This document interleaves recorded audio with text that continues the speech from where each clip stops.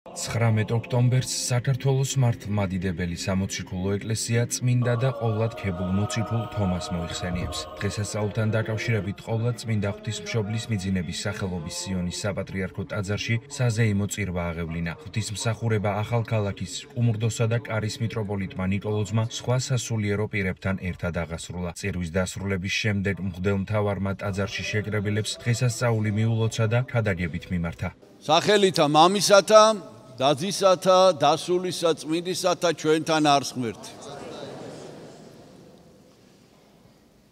დღეს არის სამი თემა ქადაგებისთვის და სამივე შესახებ უნდა მოგახსენოთ. პირველი ეს არის საკვირაო სახარება, რომელიც წავიკითხეთ, როდესაც ეს ყველა მიცით ეს ადგილი, როდესაც იესო ქრისტემ გააცოცხლა ნაინელი ქვრივის მცირეწლოვანი ვაჟი. ეს ამბავი იცით, იმიტომ რომ ეს ხშირად იკითხება სახარებიდან, მაგრამ აუცილებელია ხოლმე ყოველთვის სახარების წაკითხulis გააზრება, სახარებაში წაკითხული ამბების და შეკითხვების დასმა.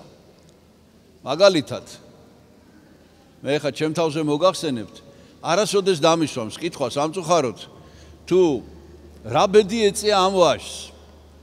წარმოიდგინეთ, ასეთი ტრაგედია ეს დედის ერთა პატარა ბიჭის დაახლოებით მე როგორც გამოთვალეთ 10-11 წლის, 12 წლის მაქსიმუმ და ესე იგი ეს ბავშვი გარდაიცვალა. და მთელი ქალაქი მოაცილებს, ქალაქის გარეთ ასაფლავებდნენ ხოლმე. ადრე ესეთი წესი იყო და ნაინი არის პატარა ქალაქი და აი აქედან მოდის ეს პროცესია, მთელი ქალაქი მოყვება ამ საშინელ ტრაგედიას იზიარებენ ამ დედის. და როდესაც იესო ეს გაიგო და დაინახა და უფრო სწორედ რა თქმა უნდა წინასწარ იცოდა და იმიტომ მოხვდა ზუსტად იმ ადგილას ქალაქ ნაინში.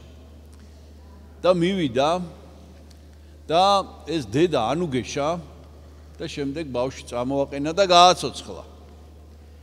არ გაგონილა ესეთი რამე არსმენილა და აი ესეთი საოცარი რაღაცა მოხდა, თუმცა იესოს კი ყავდა უკვე გაცოცხლებული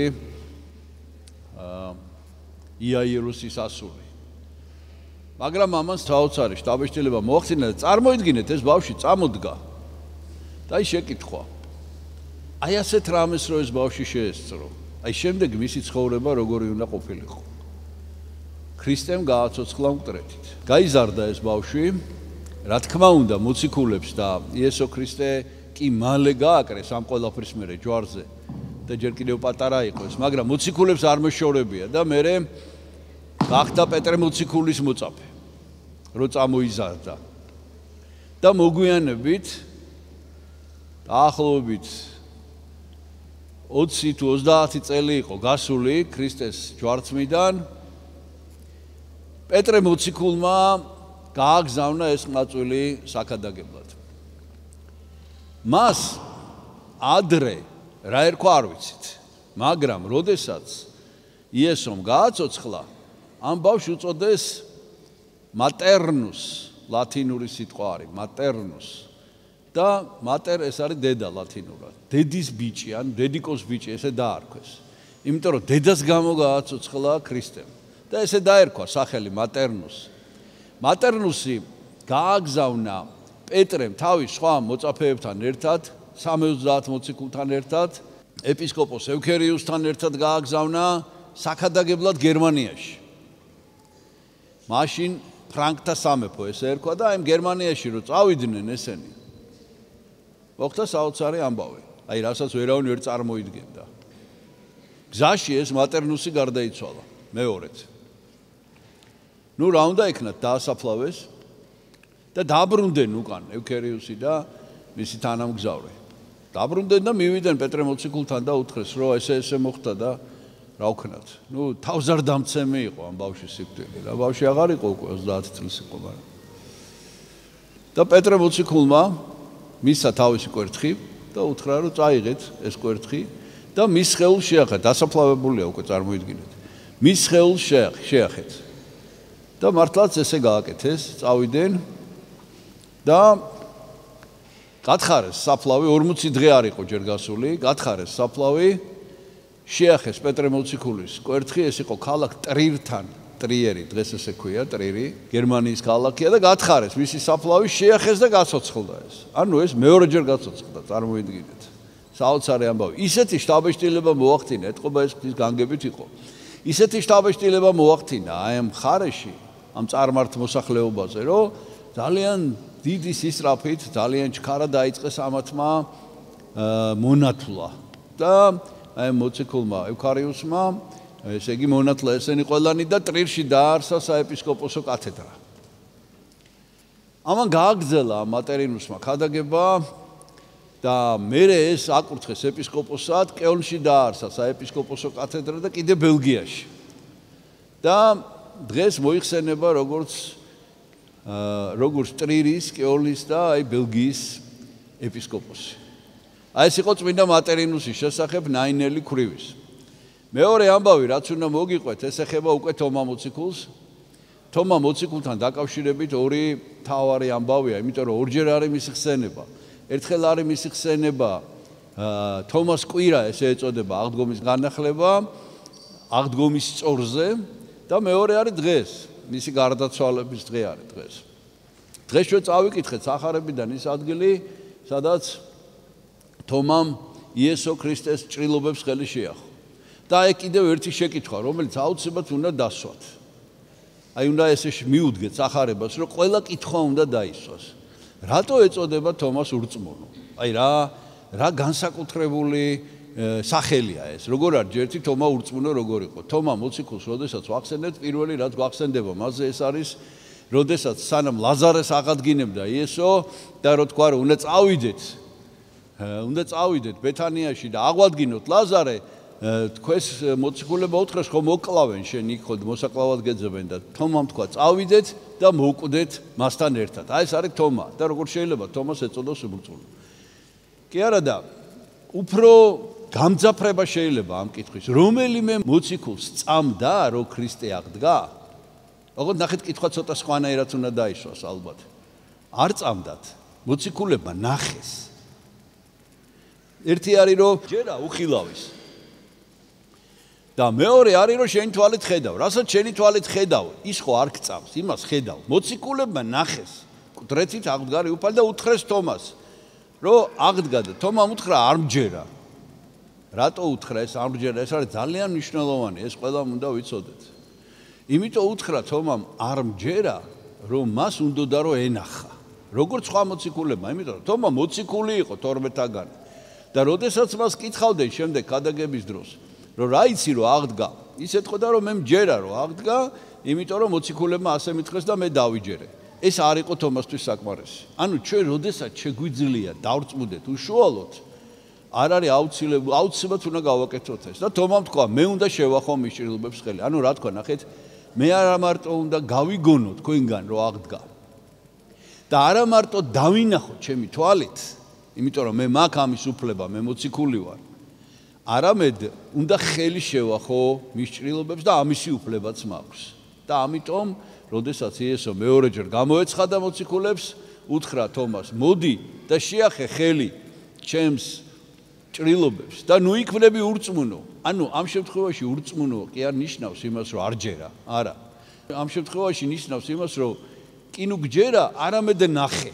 შეახე ხელი ჩემს ჭრილობებს და მართლაც თომამ უთხრა და პირველმა სხვათა შორის მოციქულთა შორის აღიარა უფალი ჩემი და ღმერთი ჩემი. და ბოლოს მინდა კიდევ ერთი თემა არის ძალიან მნიშვნელოვანი, სახარებაში წერია თომა, რომელი იყო მარჯბივ. მარჯბივი ძველ ქართულ ენაზე ნიშნავს მრჩევლს, ანუ გამეორებას, ანუ ტყუპს. ესე იგი თომა მოციქულს ეს თომა სიტყვა ბერძნულად აღნიშნავს ტყუპს. ხო და რატო ერქვა ეს თომა, ვისი ტყუპის ცალი იყო? თომას ტყუპის ცალზე სახარებაში არსად არ არის მოხსენებული. ხო და ეს არის ძალიან მნიშვნელოვანი, ესეც უნდა იცოდეთ, აი თქვენ წინაშე არის ხატი დაბრძანებული თომა მოციქულის.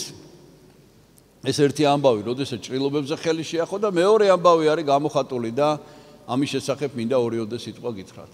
ნუ ამ ისტორიას მე აღარ მოვყვები ახლა თომა რომ ინდოეთში წავიდა, საქადაგებლად როგორ მოხდა, თვითონ ინდოელები ჩამოვიდნენ, იმათმა წაიყვანეს და უთხრეს რომ ჩვენ უსაფრთხოდ ჩაგიყვან და გზაში ერთ-ერთ სახელმწიფოში ეს არის გადმოცემა, ოღონდ ეს არის გადმოცემა, როდესაც გადმოვიდნენ გემიდან, აღვიშთა რომ ამ ქვეყანაში არის დიდი ზეიმი. მეფის ვაჟი მოყავს სოლე. ქორწილია. და ესეთი მეფის ბრძანებაა, ცოტა მკაცრი მეფე ყავდათ და გამოსცა ბრძანება, რომ ყველა უნდა მოვიდეს მთელი სახელმწიფო ქორწილში. ისეთი დიდი ქორწილი მოაწყო, რომ ყველა დაპატიშეს და თომა რომ მოხვდა აი ამ ნაპირზე რომ გადავიდა, უთხრეს რომ აუცილებლად ქორწილს უნდა დაესწრო. მივიდა თომა და შემდეგ როგორც ჩანს მეფეს უთხრეს, რომ აი ესეთი წარჩინებული პიროვნება არის ჩამოსული, რომელიც არის ცნობილი არქიტექტორი, რომელიც ვიყავთ ინდოეთში, რომ სასახლე ააშენოს და ეს ესწრება დღეს სუფრას და მეფემ დაიბარა თხოვა რომ თომა მოსულიყო და უთხრა რომ ძალიან გთხოვო თუ შეიძლება ჩემი შვილი და ჩემი რძალი დაულოცეო. თომამ შეიყვანა, უთხრა რომ თუ შეიძლება ცალკე დაულოცაო და შეიყვანა რაღაც ოთახში და უთხრა რომ თქვენო უნდა აღთქმა დადოთო რომ აი ამ ქორწილის შემდეგ ერთმანეთს არ შეეხებითო და თქვენ ორივენი ქრისტეს საზლონი იქნებითო. იმ ღმერთის, რომელსაც მე ვქადაგებ. როდესაც, ესე იგი, ეს ჯერ მეფე მარიცის წარმოიდგინეთ და ამას ძალიან გაუკვირდათ ამ ცოლ-ქმარს. ძალიან გაუკვირდათ და რომ წამოვიდნენ ეს ქორწილის პირველი დღე რომ დამთავრდა, რომ დაიძინეს, ორივეს ჰქონდა ერთი-ეგივე სიზმარი. რომ ძილში გამოეცხადათ მათ თომა. ოღონდ თომა იყო რაღაცა ბრწყინვალე სასახლეში, რაღაცა განსაკუთრებულ ადგილას და ამან უთხრა სიძემ კი მაგრამო ეხლა არ დავიძინეთო ჩვენო და აქ არ იყავიო ჩვენთან ეხლა სადახარო აქ ესე სწრაფად როგორ მოახერხე ესეთ სასახლეში არც ვიცი ეს სასახლე სად არისო და როგორ მოახერხე ესე სწრაფად წასვლაო და აი მან უთხრა რომ იცი რა მე თომა არა ვარო მე ვარ თომას ძმაო და ეს იყო იესო ქრისტე და გამოეცხადა თომას სახით. ესე იგი იმდენად გამოეცხადა თომას სახით, რომ ამას ეგონა თავიდან თომა.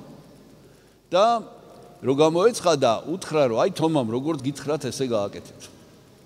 და რომ გაიღვიძეს დილით, შემდეგ უკვე მეფეს უთხრეს ეს ამბავი, რომ ჩვენ ესე უნდა ვიცხოვროთ.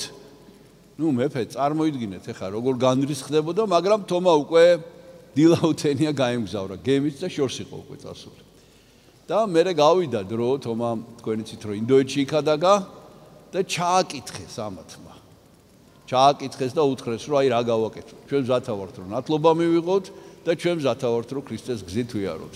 და მართლაც თომამ ესენი მონათლა და ესენი შემდეგ ახდენ მონაზვნები ქმარის და ცოლიც. ეს არის ამ ხატზე გამოხატული. თომა მოციქულის სახით იესო. ერთი და მარცხენა მხარეს არის თომა როგორ ემთხვევა უფალს და როგორ განიხილავს მის ჭრილობებს. შეგვეციოს დიდი მოციქულის თომას მადლი. ეს არის წარმოუდგენელი, ჩვენ კარგად არ გვესმის, რას ნიშნავს, რომ აქ სიონის ტაძარში თომა მოციქულის თავის ქალა ინახება, რომელსაც შეგიძლია შეეხეთ და დალოცვათ ხოვეთ, ღმერთმა დაგლოცოთ, ღმერთმა დალოცოს და დიდხანს გვითღეგრძელოს ჩვენი პატრიარქი, ჩვენ ლოცულობთ, სულ რაღაც 2 წელი დარჩა, ნაკლები 2 წელიწადზე ნაკლები, რომ აღვნიშნოთ მისი პატრიარქობის 50 წლის იუბილე, რომელიც არის სრულიად უნიკალური მოვლენა მთელ მსოფლიოში, მსოფლიო ეკლესიის ისტორიაში არ ყოფილა ასეთი შემთხვევა, რომ პირველი იერარქი, პატრიარქი 50 წელი ყოფილიყოს საპატრიარქო ტახტზე და ჩვენ ვკითხულობთ ამისთვის 102 ფსალმოს და ყველას გთხოვთ ყოველდღე წაიკითხოთ. ცოტა გადაგვრჩა და მალე მასთან ერთად ვიდღესასწაულებთ ამ ბრწყინვალე დღეს ჩვენთან არს ღმერთი. სიონის საპატრიარქო ტაძარში შეკრებილი სასულიერო და საერო პირები სრულიად საქართველოს დღესასწაულს ულოცავდნენ და ამ დღის მნიშვნელობაზე საუბრობდნენ. მთელს ერს და ჩვენს ეკლესიას ულოცავ განსაკუთრებულ დღეს, დღევანდელ დღეს წმინდა მოციქული თომას ხსენებას, რომელსაც მართლმადიდებლური სამყარო აღნიშნავს ძალიან ისეთი გამორჩეულად, ზეიმურობით, რადგანაც თომა მოციქული სწორედ რომ გამორჩეული მოციქული გახლდათ მაცხოვრის. ამასთან დაკავშირებით სიონის აი ამ უძველეს საპატრიარქო ტაძარშია დავანებული თომა მოციქულის სიწმინდე, რომელსაც უამრავი მლოცველი მიეახლება და მისგან კურნებას იღებს და შეწევნას. ღმერთმა შეწევნა და კურნება არ მოაკლოს ჩვენს ხალხსა და მთელს ერს. ღმერთთან დაგლოცოთ დღევანდელი დღესასწაულის მადლით, ვულოცავ მის უწმინდესობას და ვულოცავ თითოეულ ადამიანს მორწმუნე მრევლს. დღეს დიდი დღესასწაულია ქრისტეს მოციქულის წმინდა თომას ხსენების დღე და მე მინდა რომ ჩვენი გუნდის სახელით სრულიად საქართველოს მიულოცოთ დღევანდელი დღე და როგორც ყოველთვის განსაკუთრებულად მის უწმინდესობას და უნეტარესობას სრულიად საქართველოს კათოლიკოს პატრიარქ ილია მეორეს დიდხანს სიცოცხლე და ჯანმრთელობა ვუსურებ მის უწმინდესობას და ჩვენი გუნდი მისი უწმინდესობის ლოცვა-კურთხევით შეიქმნა, მისი უწმინდესობის ლოცვა-კურთხევით გალობთ სიონის საკათედრო ტაძარში და ჩვენ გვაქვს განსაკუთრებული მადლიერება ჩვენი პატრიარქის მიმართ. მრავალჟამიერ თქვენო უწმინდესობა. პირველ რიგში მიულოცავ დღევანდელ დღეს ჩვენს უწმინდეს და უნეტარეს ილია მეორეს, ვუსურვებთ ჯანმრთელობას და დიდხანს სიცოცხლეს. სრულიად საქართველოს მოსახლეობას მინდა მივულოცო დღევანდელი დღე, წმინდა თომა მოციქულის ხსენების დღეა დღეს.